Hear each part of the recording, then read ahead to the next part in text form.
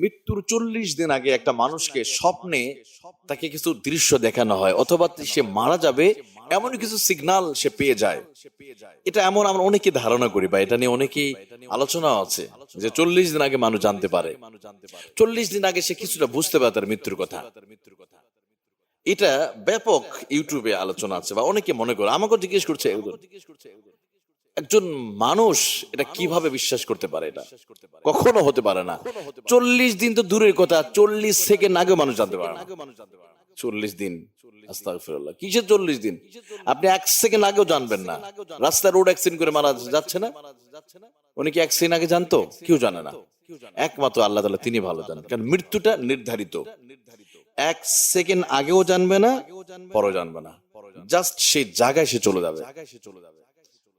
কারণ আল্লাহ রাব্বুল আলামিন বলেন কোরআন আল কারীমের ভিতরে, ইযা জাআ আজালুহুম লা ইস্তাখিরুনা সাআতাও ওয়া লা ইস্তাকদিমুন। রব্বুল আলামিন বলেন ইযা জাআ আজালুহুম লা ইস্তাখিরুন সাআতাও ওয়া লা ইস্তাকদিমুন। মৃত্যু নির্ধারিত, 1 সেকেন্ড আগ পিছ করা হবে না, 1 সেকেন্ড আগেও হবে না। আল্লাহ আসমানে তার খাতায় যেখানে লিখে রেখেছে সেই সময় তার মৃত্যুর ফয়সালা হয়ে যাবে। 1 সেকেন্ড আমার আল্লাহ পিছ করবে না, কোনো সময় আল্লাহ দিবে না। 40 দিন তো দূরের কথা, 30 দিন দূরের কথা, 40 সেকেন্ড আগেও আপনি জানতে পারবেন না কখন মালাকাল মাউত আপনার ঘরে চলে আসবে। মৃত্যু ফয়সালা যখন হবে ঠিক সেই সময় আপনাকে হাজির হতে হবে। মৃত্যুর সাথে কোনো কম্প্রোমাইজ নাই। বা অনেক আগে তো জানবেন আমার মৃত্যু কখন হবে। এমনকি নবী রাসূলরা পর্যন্ত জানতো না কখন মৃত্যু হবে, কোন সময় মৃত্যু হবে সেটা নবী রাসূলরা পর্যন্ত জানতে পারতেন না। কাউকে বলা হয় না মৃত্যুর কথা।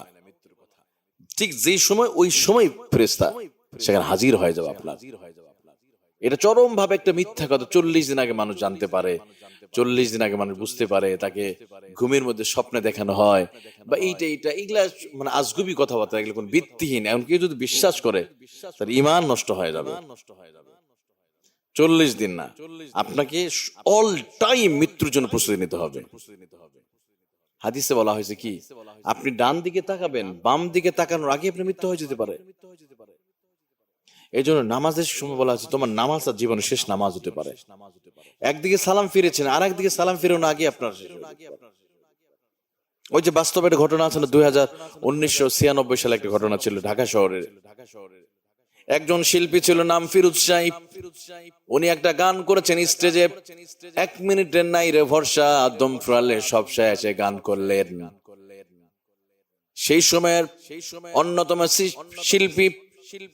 শিল্পী ফিরোজ সাহেব গান করে তিনি এখনো শেষ করতে পারেন না, স্টেজে তিনি মারা গেলেন।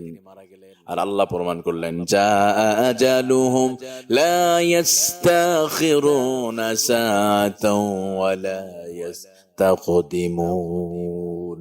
1 সেকেন্ড আগ পিছ করা হবে না, 1 সেকেন্ড কোনো সময় নাই। ফিরোজ সাহেব তিনি মারা গেলেন।